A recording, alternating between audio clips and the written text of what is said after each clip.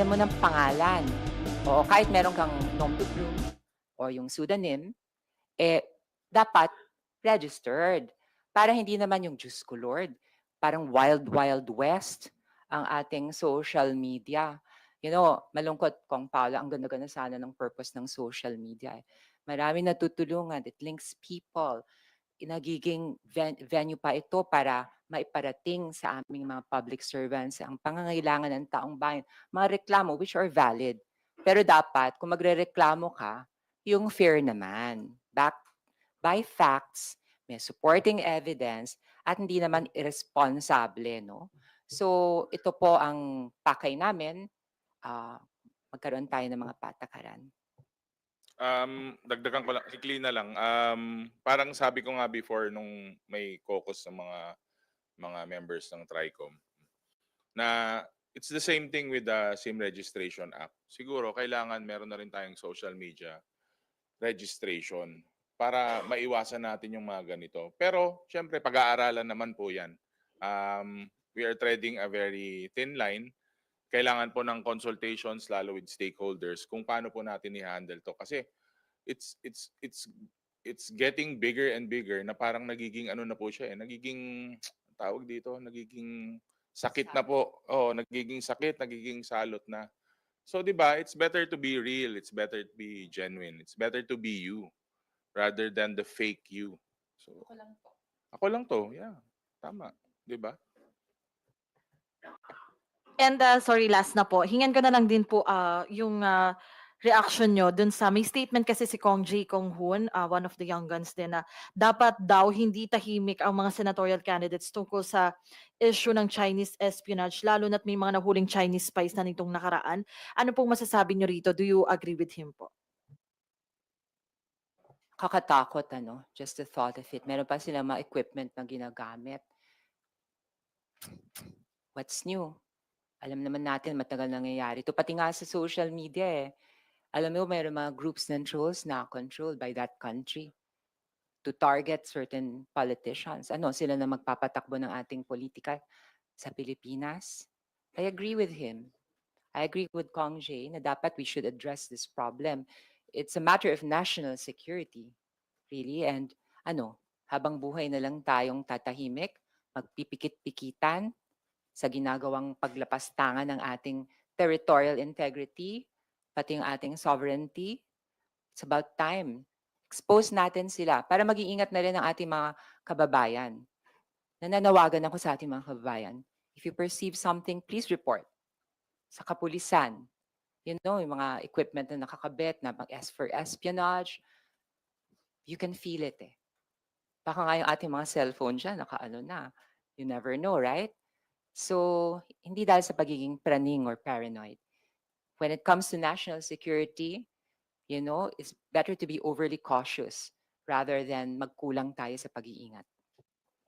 Syempre we support the Honorable Congressman Jay, no? Kasi tayo po nagpunta tayo dun sa heart ng concern nila kasi pumunta tayo sa Zambales, 'di ba? Nagpunta tayo dun sa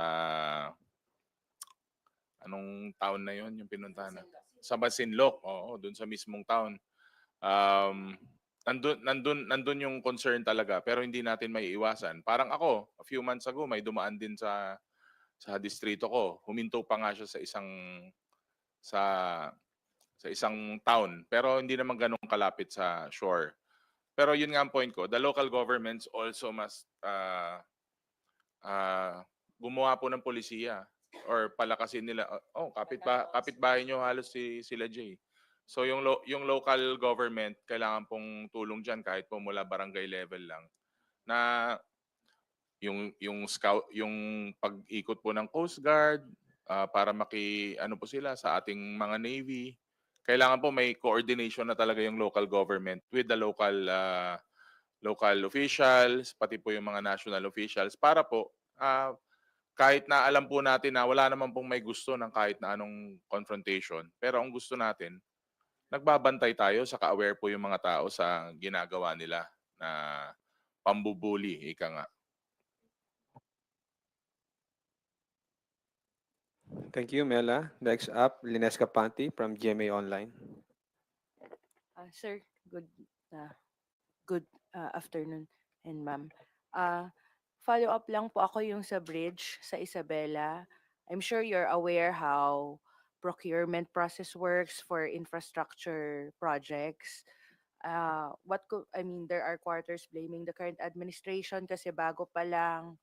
Others were saying na previous administration, uh, others has also saying parang unfair naman to put the blame on the flagman, yung nagpadaan nung malaking, yung mabigat yung ano ng truck.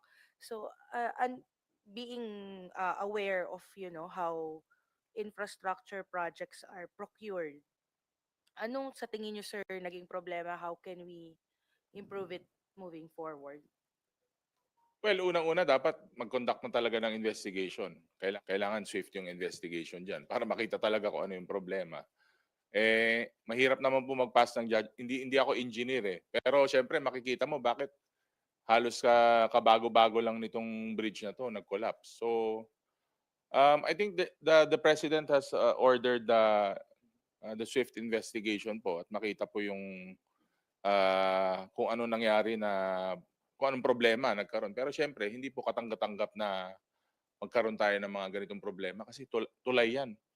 Hindi po, kung daan lang o speed bump, medyo okay lang eh, parang dadaanan mo lang. Pero ito, medyo maraming buhay po ang tatamaan kung sakaling full po yung tulay na yan. So, antayin po siguro natin yung investigasyon, then makikita po natin kung sino ang dapat managot sa nakitang problema na yan. I think the DPWH has a protocol to follow. So, due process tayo. Dapat merong investigation. Ngayon, kung may pagdududo, kahit independent body ng investigation, something parallel, just a suggestion. But whatever it is, from our place here in Congress, and maybe kayo sa 20th Congress, you can come up with a law that will require certain standards. Ang pangarap ko sana sa ating bansa is infrastructure that will last. Hindi yung paulit-ulit na lang ginagawa yung daan o yung highway or yung avenue. No? Ang pangarap ko is like in other countries, especially in developed countries, pag nag-build sila ng highway, ang gaganda, matitibay. Alam mo, nagugulat nga ako, Kong Pao. You're young, no? But do you know that the NLX was built during the Marcos administration? Ang tagal-tagal na yan. Yan ang kalidad. Just like, for example, the different buildings we have, like Philippine Heart Center, NKTI, Lung Center. Yan ang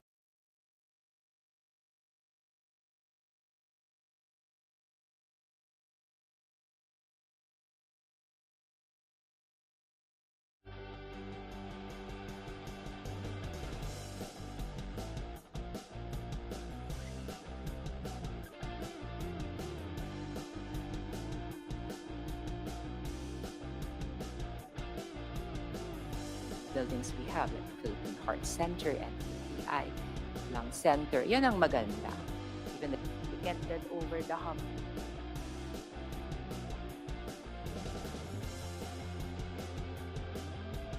Dito sa SOGI. Kasi yung divorce congresses, pero itong SOGI po parang hindi pa niya na-reach yung ganung level.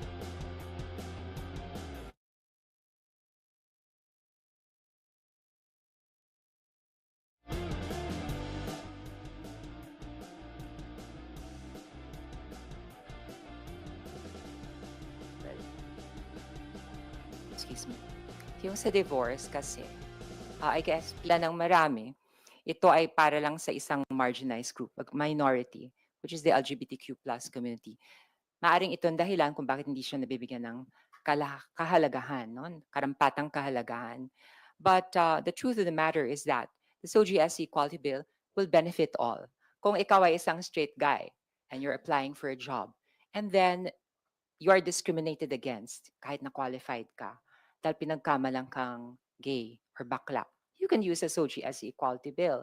But then again, how many cases like that happen in our country when it's the other way around?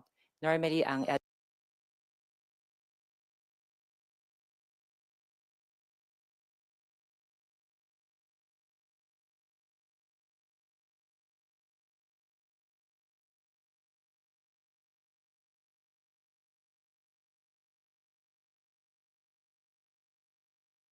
ako na marami ang supportive dito. The Congress, we passed it unanimously. And I think the reason why most congressmen and congresswomen support the SOGIEC Equality Bill is because, tama ba ako, Kong Paolo? In your district, meron mga organized na LGBT groups. Correct. And we are more in touch dun sa day-to-day lives ng aming mga constituents. Hindi kami manhid sa pangangailangan ng iba't ibang sektor ng aming mga constituencies.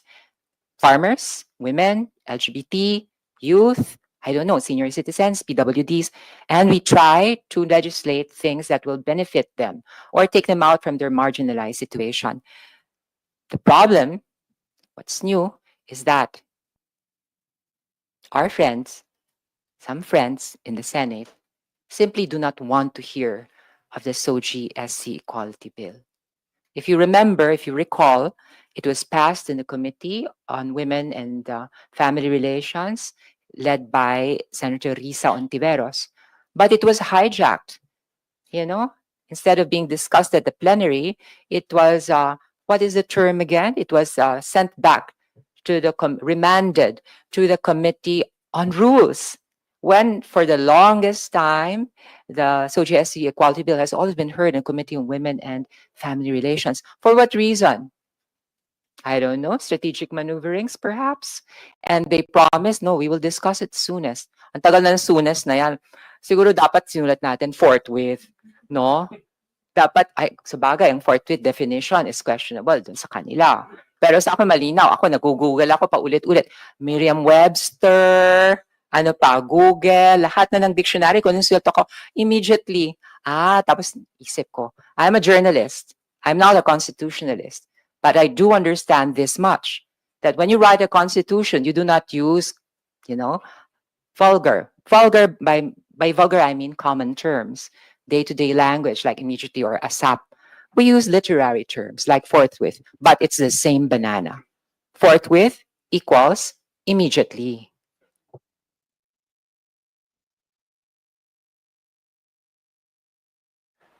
Thank you, Lenesca. Now we turn to Marian Enriquez from TV5.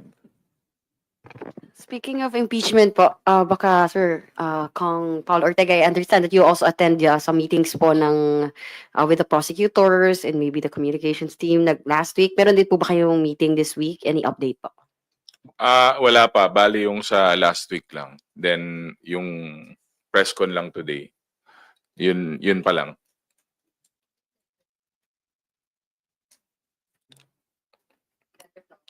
Letter from the Senate?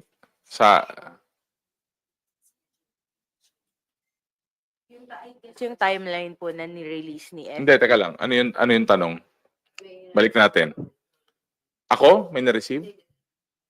Yung nakikita ko lang online. Pero hindi ko alam as per the House kung nagpa-receive na sila ng letter dito. Pero ano naman official naman na communication yun. So, it's public record. So, yung chronological na calendar niya, yung January, yung ganon. Nakita ko na rin siya. June. Sir, sinabi po nung kapatid ni VP Sara Duterte na si Davao City Mayor Baste Duterte sa kanyang podcast na yung impeachment trial ay distraction lang, isang panlilihis umano po para ilayo yung attention daw ng publiko sa controversy po ng budget ng 2025 GAA. Tinawag din po niya itong panic response ng Administrasyong Marcos sa lumalakas na criticism daw po tungkol sa pondo.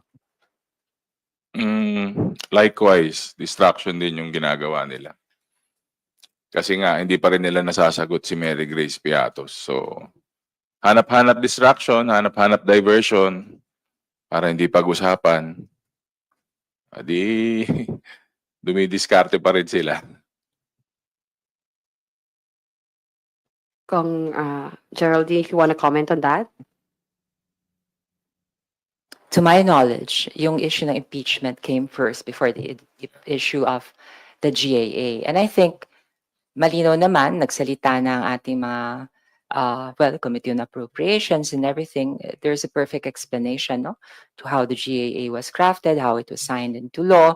So I think there is a pending complaint case at the SC, no, Supreme Court. So let's wait for that. Sa katuad lang, no, nakikita naman po natin na Meron po tayong may Quadcom, may GoodGov. So this is all an inquiry. Meron pong mga naipresenta. Meron pong halos konkreto na mga ebidensya na nandyan as compared to theatrics and distractions na ginagawa nila. Ang layo po ng diferensya nun. Kitang-kita po ng taong bayan kasi on record lahat. We were live. We were open to the public as compared yung hindi naman nagsasalita, bigla na lang magsasalita ng ganyan. So, theatrics lang talaga yan. Diversion. Kong Geraldine, you mentioned, kanina po about yung forthwith equals immediately and very clear po yun sa Constitution, and some lawyers na nag-file na rin po nung naunang impeachment complaints were saying na maybe there's a culpable violation of the Constitution, yung ginagawa pong pag-delay ng mga senador dito po sa pag-convene and pag-proceed po sa impeachment trial. What's your comment on that? Katulad nga ng sinabi ko, kahit anong dictionary ang konsultahin ko, forthwith means immediately, no? And I think the choice of the word forthwith is basically what they normally do when they write the Constitution, the fundamental law of the land, use normally literary and highfalutin words, no? So maybe it was a selective interpretation. Ito lang naman ako, no? Maybe it was his political strategy. Kasi nga, if we go on with impeachment case at this point, baka yung mga tumatakbong senador ay maapektuhan. Because the fact of the matter is that the impeachment case has become an election issue. And I don't know, politician din naman ako, I would understand, you know? But then again, who would admit that? But I have this gut feeling. But nevertheless, I still hold on to my hope that our friends in the Senate, led by SP Jesus Codero, would reconsider and be more, I don't know, how should I say it? Mas gampanan nila ang kanilang trabaho na galang i-uphold ang what is stated clearly in the Constitution. Kuya Ray, isunod ko lang. Okay ka na? Okay na si Marian? Okay, sige. Rosalie Cas from UNTV. Go ahead with your questions. Apo, bago po yung issue ko po, idugtong ko lang po sa impeachment. Kasi ang isang constitutional framer po, si Attorney Christian Monsod, challenge na po yung ihayag sa publiko kung sino ba tong mga senador na to na hindi interesado sa caucus para mapag-usapan ano ba ang magiging aksyon ng Senado dito sa usapin ng forthwith. Kasi pag pinangalanan sa publiko itong mga senador na to na hindi interesado sa caucus, po pwede silang masampahan ng kaso na paglabag sa saligang batas at ma-disqualify sa eleksyon. What is your comment on that? Do you agree? At kailangan ba talagang pangalanan tong mga senador na to na re-electionist, tumatakbo sa eleksyon para po makasuhan? Ako, this has been my consistent statement from the start. Sabi ko nga. Number one, it's a leadership call. Number one. Pero yung sa tipong pangalanan, isa-isahin, matatanda na po sila, alam na nila yun. Ang pangalawa po, leadership call is also a call to action. So, kung may call to action ka, you have a responsibility. At may responsibility po tayo sa taong bayan. Yun lang po yung comment ko dun. Okay.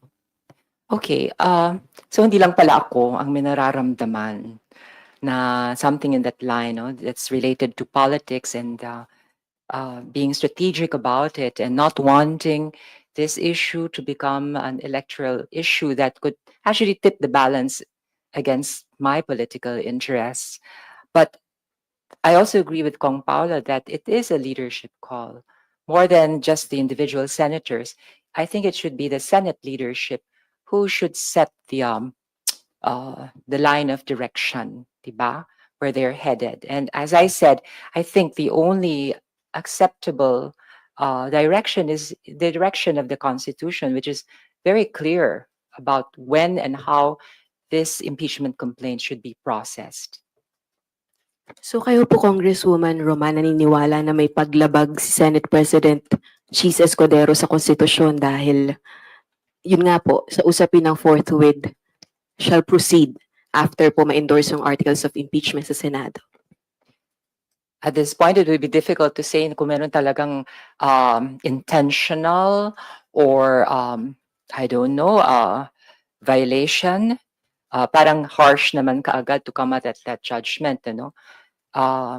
Our dear friend, Senator Cheese Escudero, is a brilliant lawyer and he does his own studying. We may differ in our opinions, but still, yun na nga, umaasa pa rin kami from the House of Representatives for maybe a different interpretation. Anyway, they came up with a special order, nakasaad na nga yung calendar nila. Sa aming panlasa, sana nga mas maaga, no? Pero katulad nga ng sinabi ko, baka may mga practical considerations that come into place. Ako lang naman to, baka personal opinion, yung aking intuition. But I'm not saying it's true. I can't read people's minds, basically. So, mawala ng lahat, wag lang ang pakiramdam. Pero nandiyan pa rin ang pag-asa. Mawala rin lahat, wag lang ang pag-asa na pakikinggan nila ang aming suggestion. Sige, thank you po. Mag-shift lang po ako sa another topic kasi po si TML Ortega, meron po kayong nirelease na statement this morning saying Palawan is at risk if China-funded candidates will win the elections. Can you elaborate and what made you say so po? Nakita po natin na ang dami na namang kumakalat na nagsasalita na sinasabi na naman nila. They're claiming na pagmamayari na naman nila yung Palawan. Naku, isa na yan sa pinakamalaking fake news sa araw na to. So, nakakalungkot. That's why sabi ko nga po dun sa stand natin na hindi pwede naman na hindi pro-Pilipinas yung mga boboto natin na senador. Kailangan yung malasakit saka yung dedikasyon nila para sa bansa. Napakaklaro naman po yan. Kaya yung mga medyo tikom dyan, alam na this. Hindi sila pro-Pilipinas. Kailangan ko pa ba sabihin kung kanino sila pro? Diba? Mga pro-troll na yan, sigurado. Magkakasama lahat yan. So, ganun lang po kasimple yung stand ko doon. I mean, I have been consistent with all my statements na wag po natin bibigyan ng pagkakataon yung mga hindi pro-Pilipinas na kandidato. Kasi yun ang dapat number 1 na criteria ng tumatakbo na senador. Kahit naman hindi sobrang galing, kahit na hindi sobrang sipag, kahit na hindi wala pang plataforma, siguro medyo makakalusot pa yung mga yun. Pero yung number 1 na criteria na hindi ka maka-Pilipinas, dapat pro-Pilipinas ka. Yun ang number 1 na criteria para sa mga senador. Can you name names, sir? Sino tong mga senatorials at saka party list na China-funded? Hindi sila sikat eh. Hindi ko sila kilala.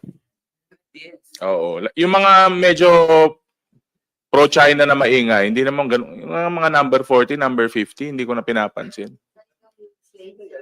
Ha? Sa kabila. Sus naman. Kayo talaga. Hindi, pero ano kasi, hindi naman, parang dinidisguise kasi nila, puro sila bato ng issues.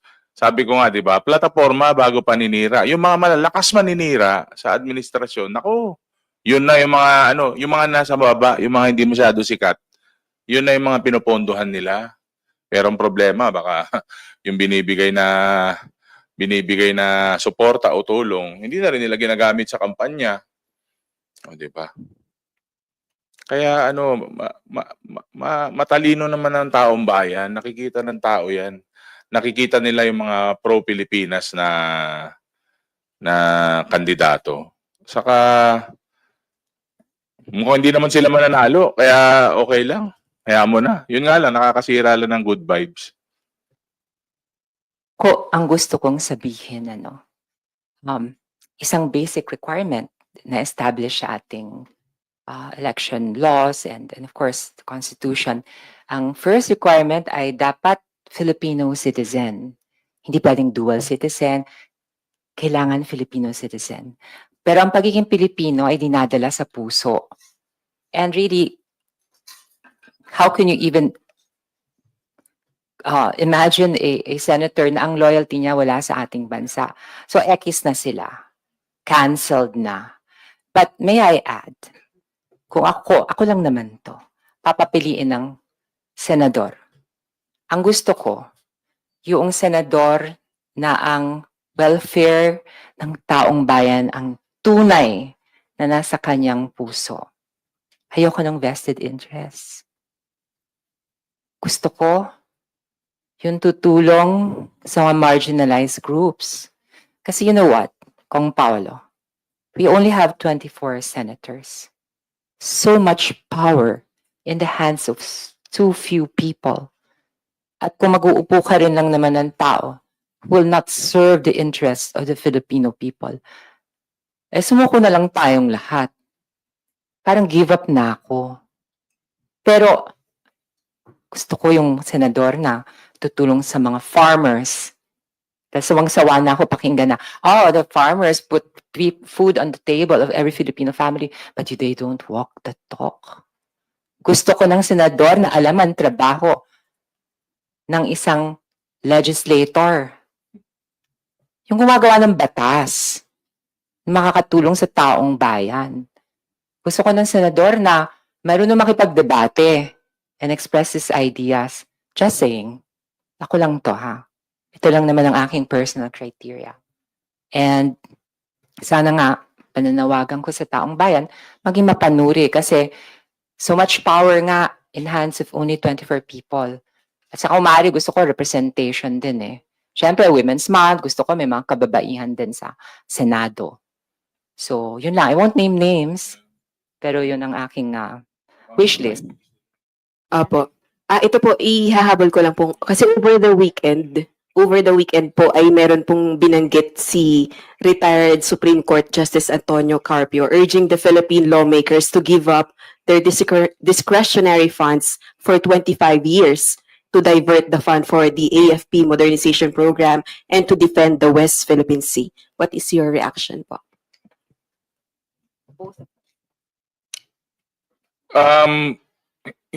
Pwede akong sumagot as ako lang na congressman. Ako okay lang sa akin. Pero syempre hindi naman consensus naman kasi po to ng actually not only us but lawmakers lahat ng lawmakers. Ako okay lang po. Sino na yung statement? Oo. Okay lang po yung sa akin, Justice Carpio, kung sakali. Pero wag na, mga konti lang naman yung sweldo ko. Alam mo yung tinatawag ng mga discretionary funds, pork barrel does not exist. That's the truth. Sa amin, we do not even, in the concept of pork barrel nung panahon,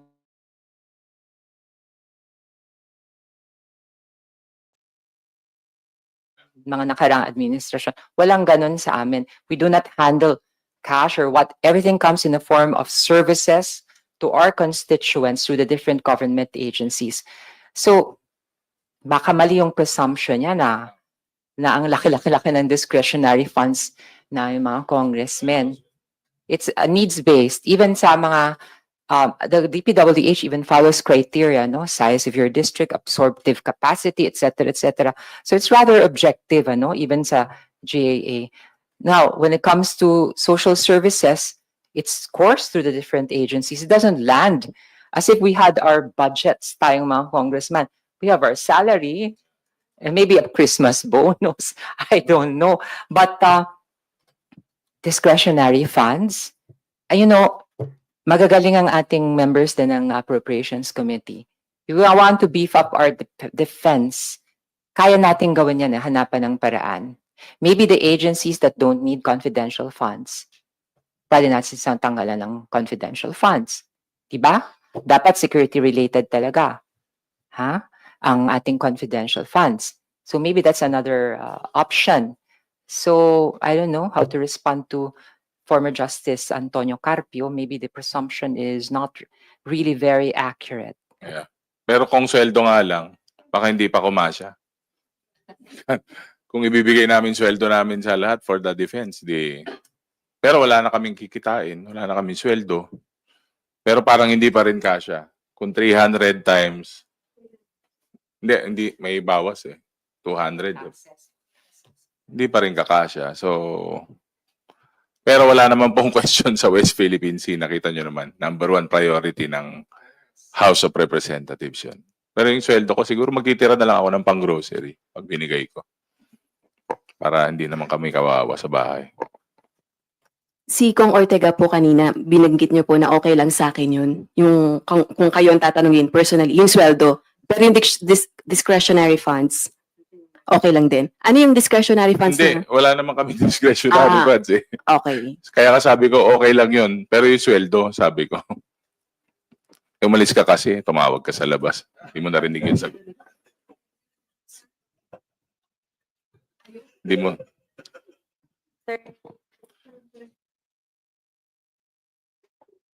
Your question is related to ano? To Rosalie? Impeachment. Siguro after ano. Are you done with your questions, Rosalie? Okay. We'll just recognize first Vivian Gulia from ABS-CBN.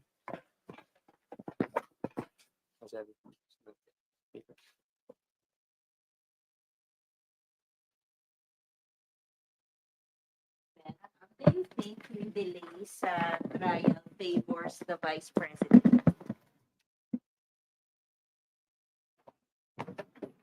Well, baka magkaroon sila ng ano eh, pag may extension kasi habang tumatagal, baka lalong may chances na na-explain nga ni Congressman Joel Chua to eh, na baka may chance na may mga ebidensya mapakialaman, may mga witnesses na posibleng maharas o ma-intimidate. Pero hindi naman ako pwedeng sumagot ng specifics kasi nga hindi naman ako prosecutor. Pero yan po kasi mga reality na nangyayari in any na kaso naman po kahit anong case. So, So it does. may epekto. Indirectly. It's difficult to say it will favor the vice president. Actually, it could work both ways. Meron nga tayong kasabihan, justice delayed is justice denied. The impeachment case is actually the perfect venue for her to defend her side, to bring out also evidence, because it's a two-way setup, you know? It's a two-way setup. The prosecution will present its evidence, and the defense will also present its evidence. So the sooner we talk about it, mas makiklear ang air. It could work against her or in favor of her. Nasa Senado na yan, sa mga senator judges na manghuhusga. Ano po? It was mentioned last week na parang may plan to discuss kung susulat ang House Senate regarding these concerns po. May progress na po ba doon?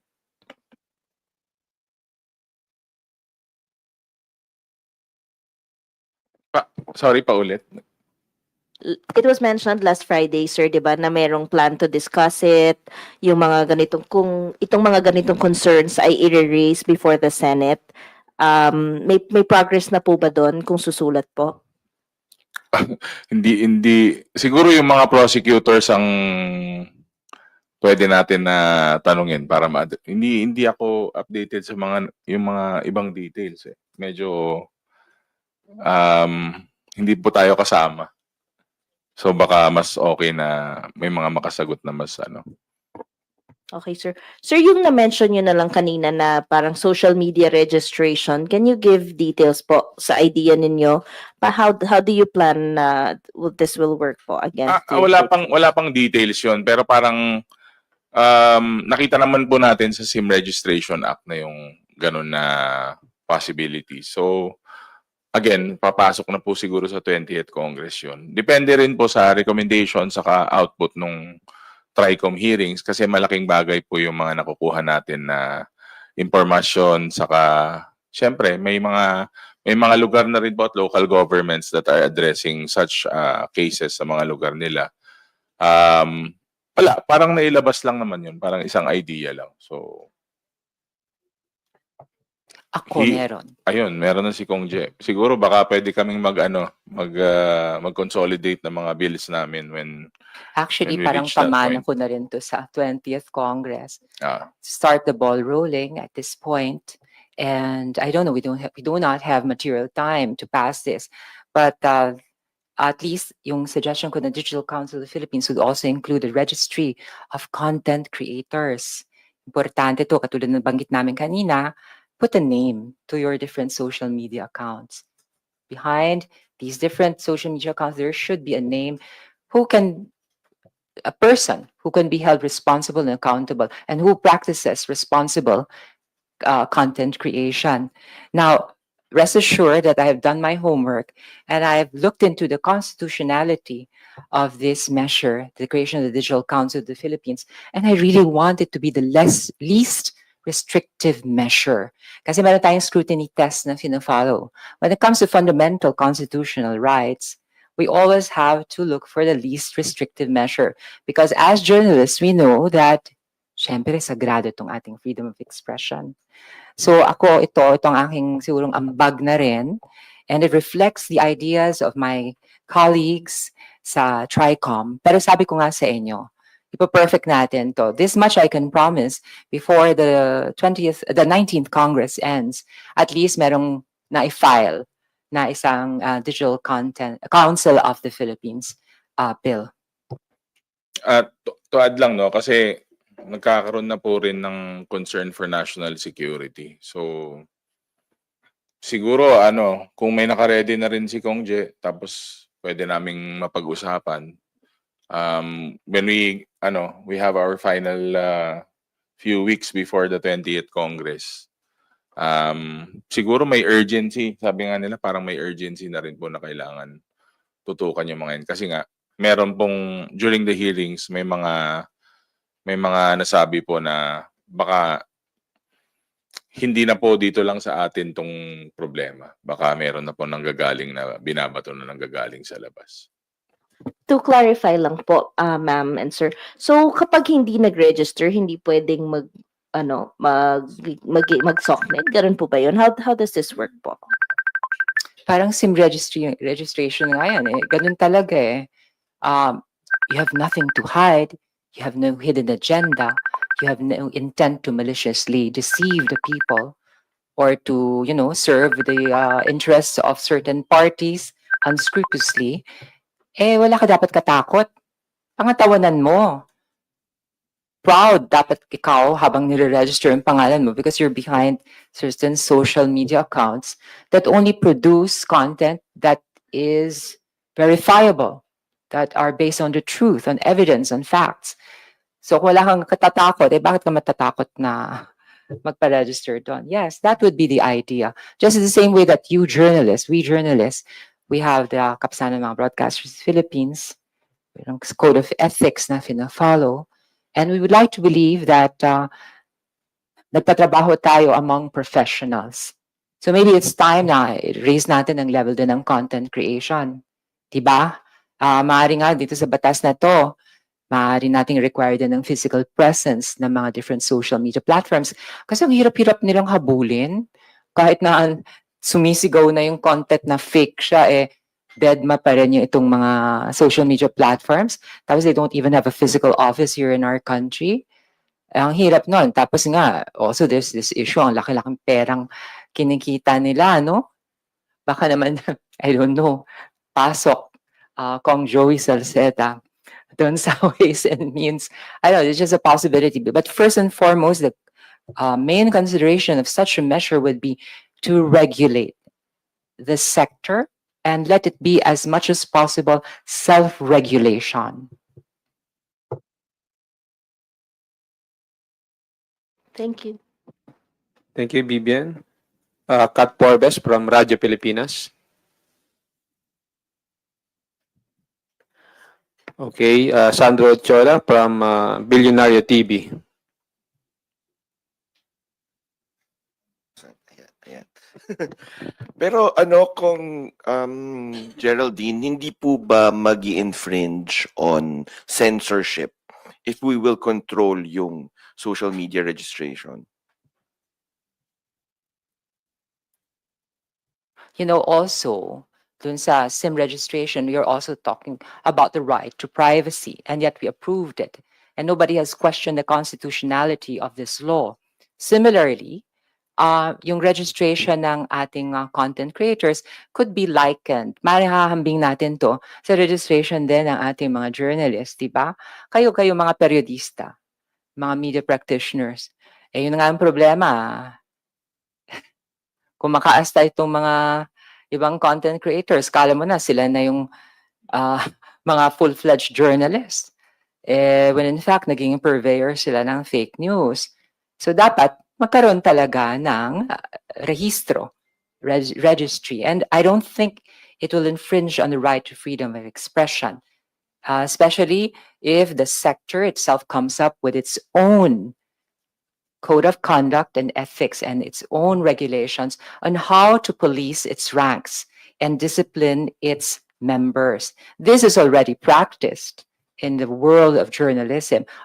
I do not understand why we cannot apply this example to the world of content creation. So parang accreditation lang po siya. Correct. Tapos balikan ko lang po yung on Isabela bridge collapse. Kasi po si Kong France meron ng calls to investigate. Do you think we should investigate pa dito sa House?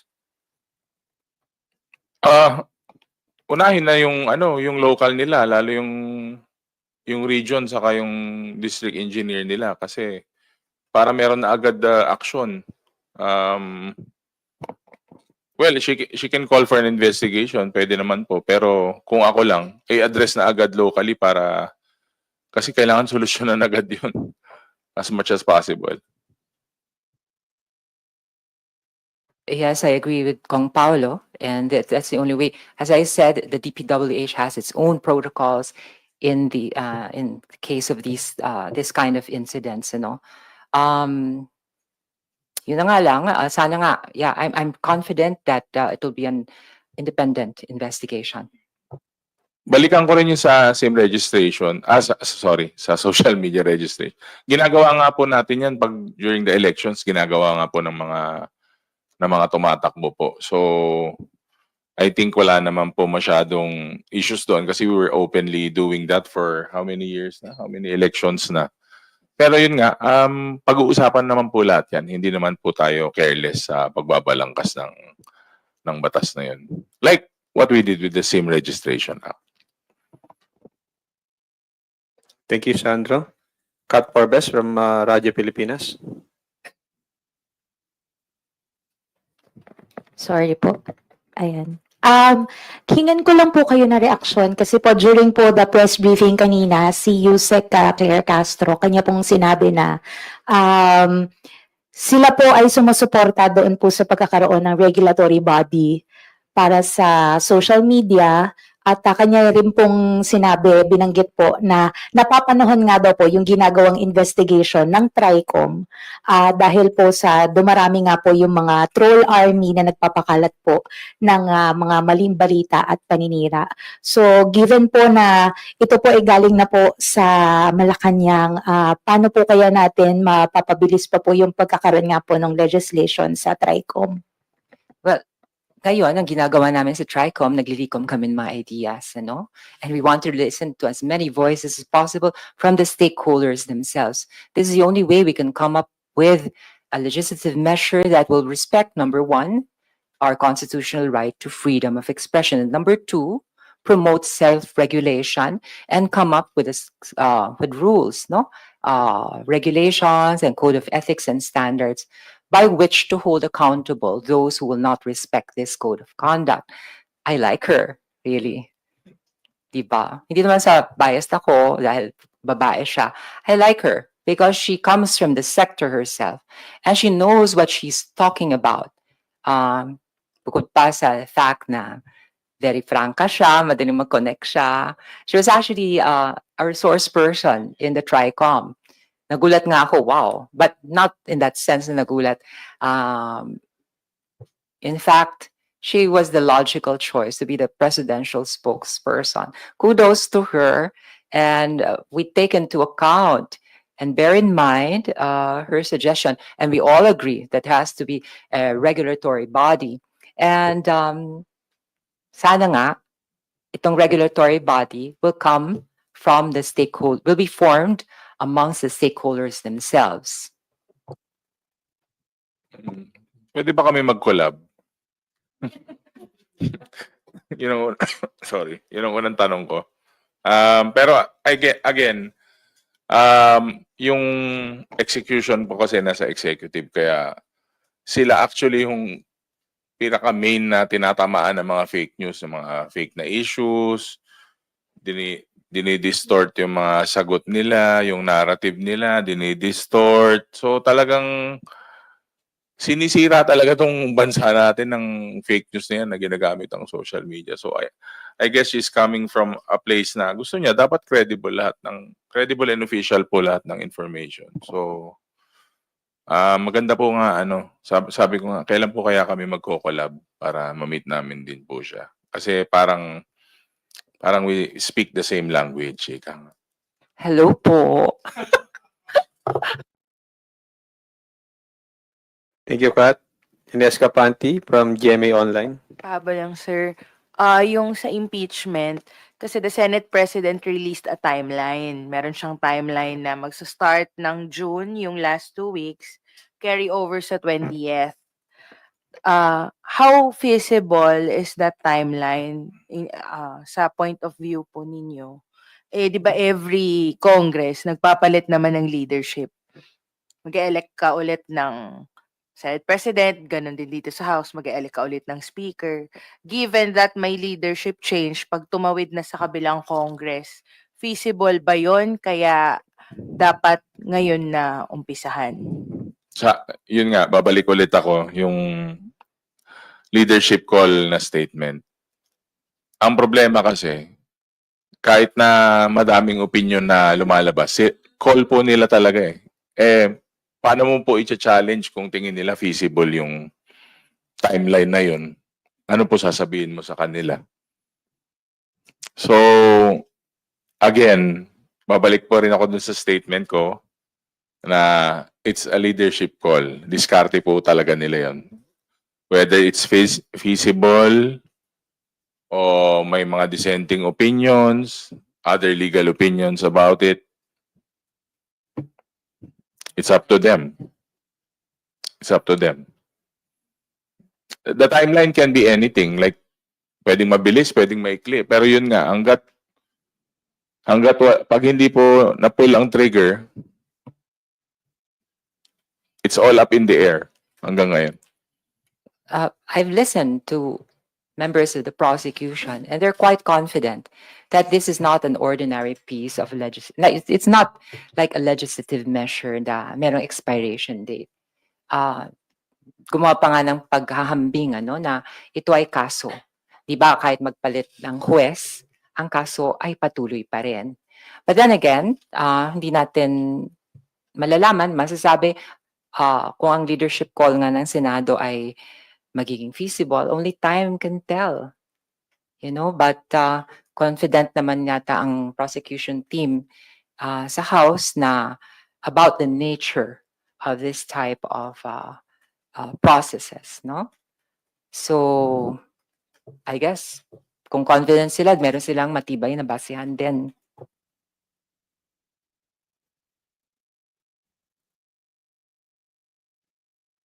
Thank you po. Thank you, Linesca. Last question from Haji Camino of Brigada News. Good afternoon po. Follow-up lang po ulit dun sa nag-collapse na bridge sa Isabela. Although this is in general, kasi may call po kasi ang Makabayan na dapat daw itigilan na daw po yung system ng kickbacks. Kasi ang sinasabi daw po ay sa project, any government project daw po, 30% daw po kasi yung automatic na napupunta sa kickbacks or kumbaga napupunta po sa bulsa ng mga politiko. 70% lang daw po yung napupunta sa mismong project, kaya daw po nagkakaroon ng substandard na materyales. Your thoughts on this lang po? Well, that is corruption. Hindi po natin tinotolerate yung mga ganyan na gawain. Kaya sabi ko nga po, dapat agaran nilang imbestigahan yung pagka-collapse ng bridge locally. With regards to your question ng kickback, hindi po talaga, hindi po pwedeng maging kultura yan. Dapat po wala po talagang ganyan na tinotolerate. Ako, the facts or the results of that investigation will speak for themselves. Until we reach that point, any kind of accusation is just words coming out from our mouths. So, the best talaga is magkaroon ng investigasyon, matapos na yan, nang magkaalaman na. Yun lang naman eh. Last question ko na lang po.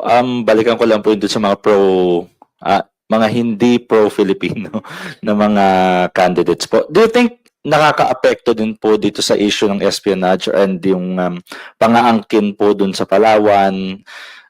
Kumbaga dahil lumalakas yung loob ng mga Chinese dun sa mga claims po nila, yung leaders na nakikipag-engage pa rin po sa Chinese leaders.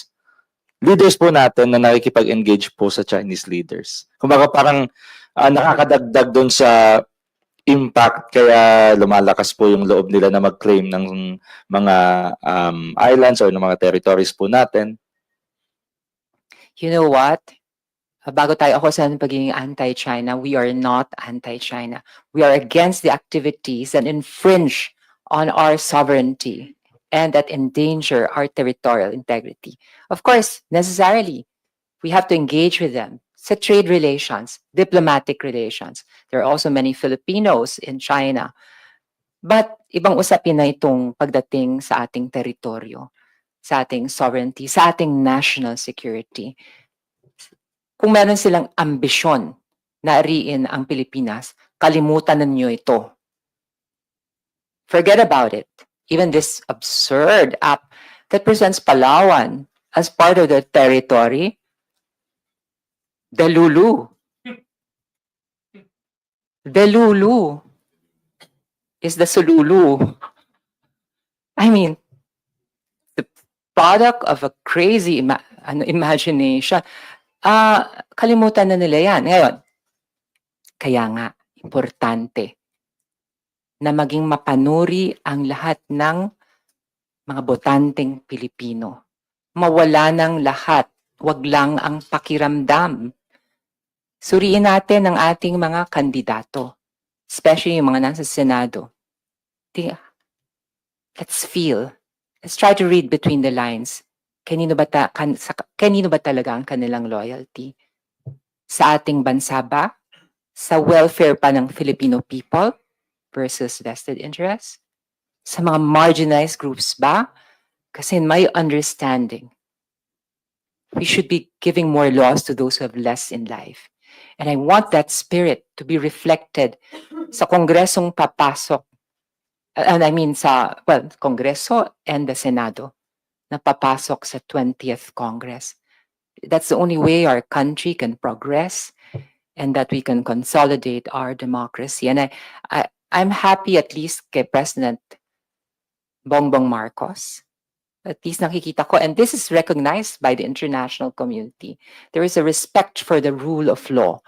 He is an institutionalist. He respects the independence of each branch of the government.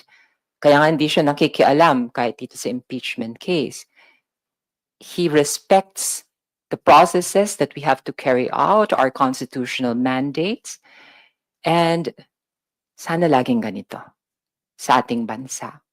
Lalo na sa Kongreso at sa Senado. Ako yung statement ko dun, ang tagal na, sabi ko nga, wag susuportahan yung mga mouthpiece ng hindi pro-Pilipinas. So, last year pa yata na sinasabi ko na yun na okay lang yung local politics okay lang na may politika, may konting hindi pagkakaintindihan. Pero pag ang kinakampihan mo na hindi pro-Pinoy at hindi Pinoy, may problema na talaga doon. Malaking problema na. So, kaya namin patuloy na sinusuportahan po yung mga kandidato na pro-Pilipinas po talaga.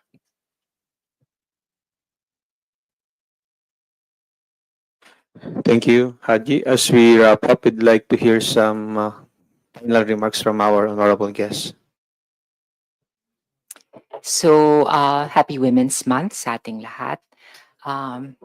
Maasa pa rin po ang inyong lingkod na sa 6 na huling araw ng Kongreso ay kahit papaano maisalang na, lalo-lalo na yung fundamental equality under the family code.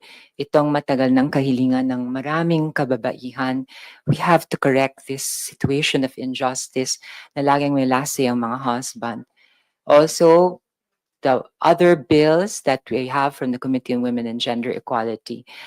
We are a progressive House of Representatives, but being progressive is not just words. It's about action and producing results. By our actions and by the fruits, we shall judge the tree.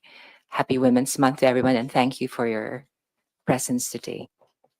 Again, Happy Women's Month. No? Maraming salamat po sa patuloy na pakikinig saka pagre-react ng ating mga listeners. Nakita naman po natin na mulat po yung tao sa mga issues ng nagiging problema natin sa mga hindi po pro-Pilipinas. Nagkakaroon na po tayo ng mga not just local problems, pati division sa politika nagsimula dyan. So patuloy po nating suportahan ang Pilipino at syempre, dapat pro-Pilipinas po tayo. Maraming salamat po.